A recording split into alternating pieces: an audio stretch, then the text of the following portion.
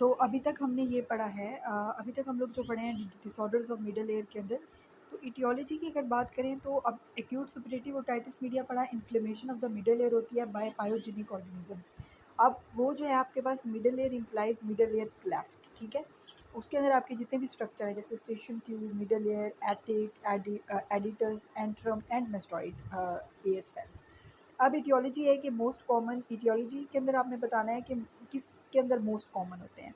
तो it is more common specially infant in children of lower socio economic group. Typically the disease follows viral infection of upper respiratory tract, but soon the pyogenic organisms invade the middle air. तो basically etiology के अंदर बता दें कि क्यों होता है, किस वजह से और किन में ज़्यादा होता है। तो सबसे पहले अगर हम लोग देखें तो ये जो है वो बच्चों में होता है सबसे ज़्यादा, जो लो सोशियो इकोनॉमिक बैकग्राउंड से जो है वो बिलोंग करते हैं। दूसरा जो है वो आपके पास अपर रेस्पिरेटरी ट्रैक इन्फेक्शन होता है, वायरल इन्फेक्शन। फिर जो है वो soon the pyogenic organism invade the middle air, और फिर पायोजेनिक ऑर्गेनिज्म जो होते हैं वो जो है वो मिडल एयर को इन्वेड करते हैं। तो वायरल इन्फेक्शन की वजह से होता है अपर रेस्पिरेटरी ट्रैक की, लेकिन बैक्टीरिया भी हो सकता है, ठीक है। उसके बाद क्या होता है कि पहले आपके पास upper respiratory tract viral infection होता है, फिर जो है वो फिर पायोजेनिक ऑर्गेनिज्म जो है वो मिडल एयर को इन्वेड करते हैं। अब routes of infection eustachian tube से थ्रू होता है, एक्सटर्नल एयर के थ्रू भी हो सकता है, ब्लड बोन भी हो सकता है। अब ऑस्ट्रेशियन ट्यूब के अंदर क्या होता है कि it is most common route infection travels via the lumen of tube along sub epithelial peritubular lymphatic, या तो लिम्फेटिक्स के थ्रू जाएगा या ल्यूमेन के through. Eustachian tube in infants जो होती है वो आपके पास जो है वो शॉर्ट होती है और हॉरिजेंटल होती है। इस वजह से इन्फेक्शन के पास करने के चांसेस ज़्यादा होते हैं इन इन्फेंट्स। उसके अलावा जब बच्चों को जो है हम लोग सीधा लिटा के जब हम लोग ब्रेस्ट फीडिंग करा रहे हैं या फिर फीडर के थ्रू सब जो है वो उसको फीड कर रहे हैं, तो उससे क्या होता है कि वो जो मिल्क होता है वो एयर के अंदर जाने के चांसेस होते हैं और उस मिल्क की वजह से अंदर जाके इन्फेक्शन हो जाता है। तो इसलिए थोड़ा सा हेड जो है वो अप रखना चाहिए। दूसरा स्विमिंग और डाइविंग के दौरान भी हो सकता है। तो ये हो गया। उसके बाद एक्सटर्नल लेयर में क्या है कि traumatic perforation of tympanic membrane due to any cause open route to middle ear infection, के टिम्पैनिक मेम्ब्रेन के अंदर कोई परफोरेशन हो जाएगी किसी भी कॉज की वजह से। अब इसके अंदर है ट्रॉमेटिक परफोरेशन के किसी ट्रॉमा की वजह से हुई है, ठीक है, तो उस वजह से भी हो सकता है। उसके बाद आपके पास होता है blood bone, this is uncommon, तीन है, थ्रू स्टेशन ट्यूब, विया external air and blood bone. उसके बाद है प्री डिस्पोजिंग फैक्टर जो है वो एनीथिंग जो कि इंटरफेयर करती है ऑस्टेशन ट्यूब की नॉर्मल फंक्शन के साथ, वो प्रीडिस्पोज करती है मिडल एयर इन्फेक्शन के। अगर स्टेशन ट्यूब को कोई मसला होगा तभी मिडल एयर होगा। अब वो किन किन वजह से होता है स्टेशन ट्यूब के अंदर मसला। अगर आपके पास कॉमन कोल्ड के रिकरेंट अटैक है, कॉमन कोल्ड आपको पता है वायरस की वजह से होता है। दूसरा आपके पास अपर रेस्पिरेटरी ट्रैक इन्फेक्शंस हैं एंड एक्सेंथेमेटस फीवर है like measles, diphtheria and whooping cough. तो आपके पास ये अगर कॉमन कोल्ड हो रहा है, अपर रेस्पिरेटरी ट्रैक इन्फेक्शन है या फिर मीजल्स, डिफ्थेरिया और वूपिंग कफ है और वो फ्रीक्वेंट हो रहे हैं, रिकरेंट अटैक्स हो रहे हैं उसके, तो उसकी वजह से क्या होता है आपके पास, उसकी वजह से मिडल एयर इन्फेक्शन हो सकता है। फिर infection of tonsils and adenoids होगा तो वो लिम्फेटिक्स के थ्रू जो है वो जाता है वहाँ पे। उसके बाद क्रोनिक राइनाइटिस हो गया या साइनोसाइटिस हो गया, उसके अंदर भी होगा। फिर आपके पास है नेज़ल, कोई एलर्जी हो गई है, tumour of nasopharynx, packing of nose और नेज़ोफेरिंक्स फॉर एपिस्टेक्सिस। उसके बाद क्या होता है कि अगर कोई नेज़ो फेरिंग्स के अंदर कोई ट्यूमर है उसकी वजह से वहाँ पे एपिस्टेक्सिस होती रहती है, तो ब्लड इकट्ठा हो जाता है, उसके अंदर इन्फेक्शन हो सकती है जिसकी वजह से मिडल एयर इन्फेक्शन हो जाती है। उसके बाद है क्लेफ्ट पैलेट, तो ये इसके जो है वो कॉजेज हो गए। अब है बैक्टीरियोलॉजी के अंदर जो है बच्चों के अंदर सबसे ज़्यादा जो कॉमन है वो है स्ट्रेप्टोकोकस निमोनी 30%। फिर आपके पास होता है हीमोफीलिया इन्फ्लुएंजा और फिर मोरिक्सेला कैटेरालिस, तो ये तीन होते हैं आपके पास। अदर ऑर्गेनिजम्स के अंदर स्ट्रेप्टोकोकस पायोजीन्स है, स्टेफ ओरियस है एंड समटाइम्स सूडोमोनास एरिजिनोसा भी है। तो अदर्स के अंदर यानी कि स्ट्रेप्टोकोकस पायोजीन, स्टेफ ओरियस और pseudomonas. In about 80 to 20% no growth is seen. Many strain of Haemophilus influenza and Moxella catarrhalis are beta lactamase producing। तो बहुत सारों के अंदर जो है वो नो ग्रोथ, आपको ग्रोथ नहीं दिखती, ठीक है ना। About 80 to 20% no growth, growth नहीं होती आपके पास। कुछ स्ट्रेन जो होते हैं, मैनी स्ट्रेन आपको पता है कैटराइलस और इन्फ्लुएंजा, ये बीटा लैक्टमेज है, तो बीटा लैक्टमेज प्रोड्यूसिंग है। तो बीटा लैक्टमेज जो एंटीबायोटिक्स हैं वो इनके अगेंस्ट काम नहीं करेंगे, ये आपने दिमाग में रखना है, ठीक है। तो ये बीटा लैक्टमेज एंजाइम प्रोड्यूस करते हैं। तो बीटा लैक्टम रिंग जिनके अंदर होती है एंटीबायोटिक जैसे कि पेनिसिलिन वगैरह है या अमाइनोग्लाइकोसाइड्स है, तो उनके अंदर ये वो इसके ऊपर हेल्पफुल नहीं होंगे। तो ये हेमोफिलिया इन्फ्लुएंजा और मोक्सेला कैटाराइड। उसके बाद pathology and clinical feature, the disease run through the following stages. सबसे पहले पैथोलॉजी के अंदर आपको ये बताना होता है कि डिजीज़ में आपके पास तो कॉज़ नहीं बताना होता, आपने बताना होता है डिजीज़ में क्या होता है। अब डिजीज़ में क्या-क्या होगा कि डिजीज़ की वजह से क्या होगा, वो आपने इसके अंदर बताना होता है और डिजीज़ काम कैसे करती है, ये आपने बताना होता है। स्टेज ऑफ ट्यूबल इक्लूजन, अब स्टेज ऑफ ट्यूबल इक्लूजन, अब ट्यूब अक्लूड हो गई है तो वो। फिर होता है stage of pre suppuration, suppuration से पहले की स्टेज, फिर स्टेज ऑफ सुपरेशन, फिर आपके पास होती है स्टेज ऑफ रेजोल्यूशन और स्टेज ऑफ कॉम्प्लिकेशन। तो सबसे पहले होती है स्टेज ऑफ ऑक्लूजन, आपकी ऑक्लूड होगी स्टेशन ट्यूब। उसके बाद आपके पास अगले पे प्री सुपरेशन, फिर सुपरेशन, फिर या तो मामला रिजॉल्व हो जाएगा या फिर कॉम्प्लिकेट हो जाएगा। अब ऑक्लूजन की अगर हम लोग बात करें क्यों होगा, एडीमा एंड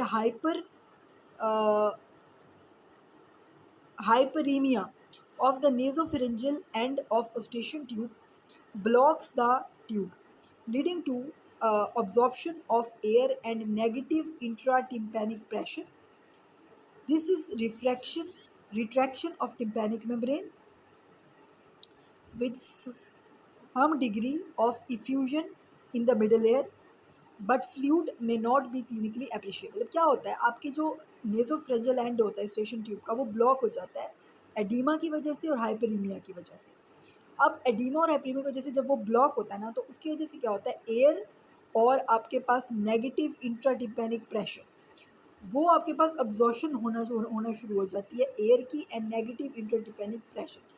तो जब एयर की एब्जॉर्प्शन होगी तो आपकी जो रिट्रैक्ट होगी, यानी कि प्रोट्रैक्ट नहीं रिट्रैक्ट होता है अंदर की तरफ, यानी कि टिम्पैनिक मेम्ब्रेन अगर इस तरह पड़ी हुई है तो वो रिट्रैक्ट हो जाएगी, इस तरह पीछे की तरफ मूव करना शुरू हो जाएगी। ठीक है, तो वो पीछे की तरफ मूव करना शुरू हो जाएगी। तो इसके अंदर आपके पास क्या होगा, इसके अंदर सम डिग्री ऑफ और retraction of tympanic membrane, some degree of effusion in the middle ear, but fluid may not be clinically appreciable, कुछ एफ्यूजन भी होगा। एफ्यूजन का मतलब होता है कहीं पे ब्लड का एक्यूमुलेट होना किसी भी कैविटी में।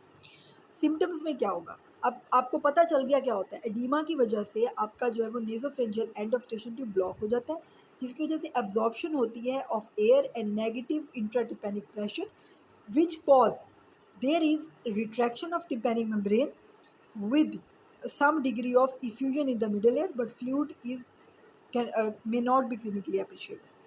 Symptoms: deafness, एक तो सुनाई देना बंद हो जाएगा, and earache और दर्द होगा, are the two symptoms that are not but they are not marked. There is generally no fever. अब आपके पास दो सिम्टम है, डेफनेस एंड earache, तो और आपके पास फीवर नहीं होता। साइन टिम्पैनिक मेम्ब्रेन, ये जो है वो ये सिम्टम साइंस में क्या, साइंस का मतलब ये होता है कि tympanic membrane is retracted with handle of Milius assuming with handle of Milius, assuming a more horizontal position, uh, prominence of lateral process of Milius and loss of light reflex. Tuning fork test shows conductive deafness. तो इसके अंदर ये important बात है कि जब tuning फोक test करते हैं एक्यूट सुपरेटिव ओटाइटिस मीडिया के अंदर, तो वो कंडक्टिव डेफनेस शो कर, बिकॉज ये कंडक्टिव डेफनेस की फॉर्म है ना, ऑक्लूजन हो गई है स्टेशन ट्यूब की। देखो जो आपके पास सेंसरी न्यूरल होता है ना, उसके अंदर या तो कॉक्लिया का मसला होता है, कॉक्लिया में लीजन होता है, या आपकी जो है वो एट्थ नर्व के अंदर लीजन होता है, या फिर आपकी जो सेंट्रल कंडक्टिव सिस्टम है उसके अंदर जो है वो आपके पास लीजन होता है। इसके अलावा जितने भी जो कि आपकी हवा क्या बोलते हैं उसको, मिडल एयर तक एयर को पहुंचने से रोकते हैं ना, जितने भी कोई भी ऐसी चीज़ होगी तो वो कंडक्टिव डेफनेस के अंदर आती है। तो इसमें कंडक्टिव डेफनेस जो होता है, साइंस का मतलब है कि आपको एग्जामिन करके क्या दिखता है, क्या है सिम्टम्स है कि आपको बीमारियां क्या हो रही हैं। साइंस क्या होगा, एक तो रिट्रैक्शन, आपके पास tympanic membrane retracted with handle of malleus, पहली बात। Assuming a more horizontal position, prominence of lateral process of malleus and loss of light reflex. तो एक तो आपके पास retraction of tympanic membrane with handle of malleus, एक attaining more of a horizontal position, prominence of lateral lateral process of malleus की prominence and no light reflex कोई नहीं होगा, लॉस ऑफ लाइट रिफ्लेक्स। तो ये चार चीज़ें आपको दिखेंगी। तो रिट्रैक्टेड टिम्पैनिक मेम्ब्रेन इसके अंदर होती है, ये आपने दोनों लिख दिया। Stage of presuppression. If the tubal occlusion is prolonged, pyogenic organisms invade tympanic cavity, causing hyperemia of its lining. Uh, Inflammatory exudate appears in the middle layer. Tympanic membrane becomes congested. ठीक है।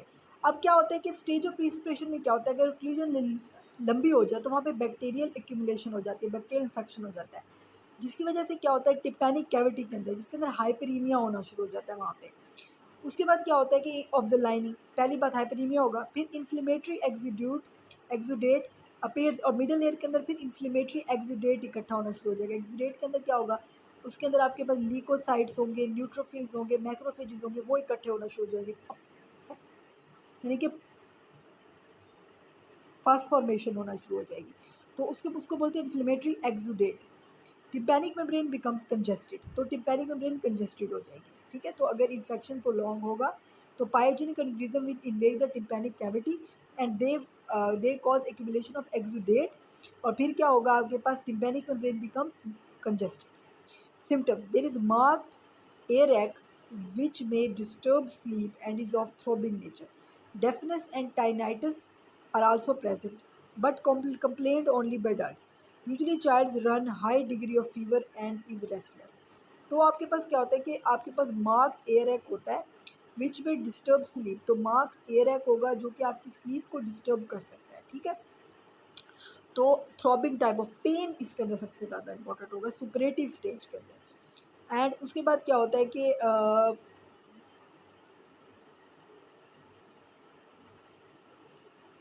तो पहले stage में इतना नहीं होगा, occlusion stage में। Superlative stage के अंदर पेन बहुत ज़्यादा होगा, थ्रोबिंग नेचर का पेन होगा। डेफनेस एंड टाइनाइटिस, थ्रोबिंग नेचर आते हैं, डेफनेस एंड टाइनाइटिस अडल्ट्स में होगा, और हाई डिग्री, और बच्चों में हाई डिग्री फीवर होगा। ठीक है, since to begin with there is congestion of pars tensa. आपका जो दो पार्ट्स होते हैं ना, एक पार्स टेंसा होता है और पार्स फ्लैसिडा होता है। फ्लैसिडा तो छोटा सा होता है, टेंसा जो होता है वो कंजेस्ट हो जाता है, पहली बात है congestion of pars tensa of tympanic membrane. Lash of blood vessels appear along the handle of malleus, तो आपके पास ब्लड वेसल्स अपीयर होना शुरू हो जाती हैं। And and and at the periphery of tympanic membrane, imparting uh, it a cartwheel appearance। तो cartwheel appearance होती है, एक तो along the handle of milious blood vessels और एक along the periphery, तो वो cartwheel की तरह आपके पास appearance हो जाती है, cartwheel appearance। whole of the tympanic membrane is including pars flaccida becomes uniformly red। अब इसके अंदर क्या होता है, आपकी कंजेशन हो जाएगी पार्स टेंसा की, there will be lash of blood vessels around the handle of Milius and around the periphery, giving a cartwheel appearance. And secondly, there will be red color of pars flaccida. Tuning fork will again show conductive type of deafness.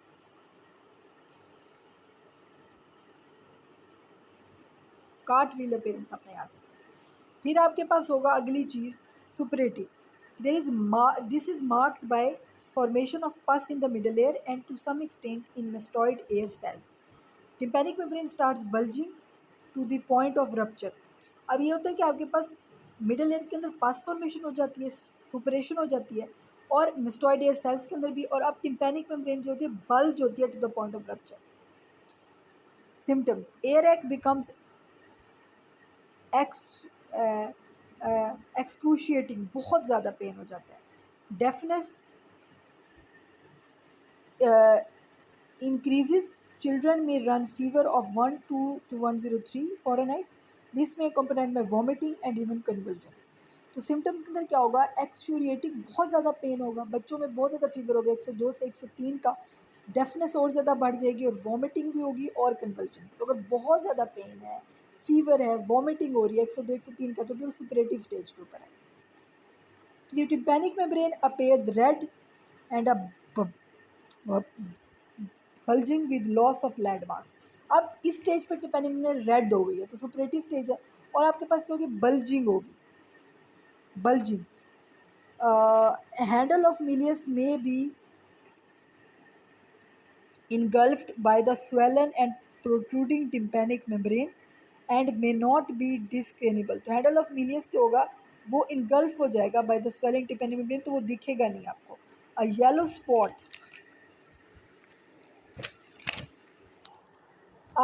Yellow spot may be seen on tympanic membrane when rupture. और yellow spot क्या, वो pus को दिखाएगा। When rupture is imminent, जब rupture होने वाला होगा तो येलो स्पॉट आ जाएगा। तो in pre antibiotic era one could see a nipple like protrusion of tympanic membrane with a yellow spot on it's summit. तो एक आपके पास tenderness may be elicited over the mastoid antrum. तो आपके पास क्या होगा, जब आपके पास प्री एंटीबायोटिक स्टेज जो होगी आपके पास प्री एंटीबायोटिक एरा, उसके अंदर क्या होगा, आपकी जो टिम्पैनिक मेम्ब्रेन है ना, ऐसे टिम्पैनिक मेम्ब्रेन, उसके ऊपर अगर मैं आपको साइड से दिखाऊं, दो मैं आपको दिखा देती हूँ। टिम्पैनिक मेम्ब्रेन के ऊपर ऐसे निपल लाइक प्रोट्रूजन होगी, और उस, ये फॉर एग्जांपल जैसे यहाँ पे एक निपल लाइक प्रोट्रूजन है, और उस निपल लाइक प्रोट्रूजन के अंदर एक उसकी समिट के ऊपर येलो कलर का स्पॉट होगा। ठीक है, तो उसके यहाँ पे येलो कलर का स्पॉट होगा। तो ये आपके पास जो स्टेज होगी, ये आपके पास स्टेज होगी pre antibiotic stage. X ray of mastoid will show clouding of air cells because of exudate. तो एक्सरे ऑफ मेस्टॉइड करेंगे, उससे क्लाउडिंग ऑफ एयर सेल्स होंगे बिकॉज ऑफ एक्सुडेट। तो एक्सरे क्या देगा, clouding of mastoid because of exudate. उसके बाद होगा stage of resolution. The tympanic membrane ruptures with release of pus and subsidence of symptoms. In inflammatory process begins to resolve if proper treatment is started early, or if the infection was mild, resolution may start even without rupture of tympanic membrane. तो rupture जब हो जाएगी tympanic membrane, पास वगैरह निकल जाएगी, inflammation के symptoms सारे resolve हो जाएंगे, लेकिन अगर प्रॉपर ट्रीटमेंट कीजिए तो रप्चर के बगैर भी सही हो जा सकता है। Symptoms with evacuation of pus, air ache is relieved, fever comes down and child feels better। तो evacuation of pus होगी ना, तो फिर ये सारे होंगे, फीवर ख़त्म हो जाएगा, दर्द खत्म हो जाएगा, बच्चे को अच्छा लगेगा। साइंस, एक्सटर्नल ऑडिटरी कैनाल में कंटेन ब्लड टिंज्ड डिस्चार्ज। तो एक्सटर्नल ऑडिटरी कैनाल के अंदर ब्लड साइन क्या होगा कि ब्लड टिंज्ड डिस्चार्ज होगा, विच लेटर बिकम्स म्यूकोप्यूरुलेंट। पहले ब्लड टिंज्ड डिस्चार्ज होगा, फिर म्यूकोप्यूरुलेंट होगा, यानी पस जैसा होगा, then mucopurulent. Usually a small perforation is seen in anterior inferior quadrant of pars tensa. तो पार्स टेंसा के अंदर एक आपको परफोरेशन दिखेगी, कौन से क्वाड्रेंट पे, एंटीरियर इंफीरियर, एंटीरियर सामने वाले नीचे की तरफ, anterior inferior quadrant of pars tensa, anterior inferior quadrant of pars tensa. तो बेसिकली आपके ये ऐसे अगर है तो ऐसे होता है। तो पार्स टेंसा के एंटीरियर इंफीरियर, यहाँ पे आपके पास परफोरेशन दिखेगी। तो anterior inferior quadrant of pars tensa, anterior inferior quadrant of pars tensa, anterior inferior quadrant of pars tensa. Hyperaemia of tympanic membrane begin to subside with return to normal colour and landmark. वही होगा, सारे symptoms resolve होना शुरू हो जाएंगे, evacuation of पस होगी। External auditory canal में contain blood tinged discharge which later become mucopurulent. Small perforation will be seen in the anterior and inferior quadrant of the pars tensa. Hyperemia of tympanic membrane ठीक हो जाएगा और landmarks दिखने लग जाएंगे। Stage of complication. If the virulence of organism is high or resistance of patient poor, resolution may not take place and disease spread beyond the confines of middle ear. It may lead to acute mastoiditis, superperiosteal abscess, facial paralysis, labyrinthitis, periostitis, patrostitis, and extradural abscess, meningitis, brain abscess और later sinus thrombophlebitis। यानी कि बाकी सारों को infection हो जाएगी और वो भी इसके अंदर इन्वॉल्व हो जाएंगे। अब जो है ना, इसकी ट्रीटमेंट हम अगली वीडियोज़ में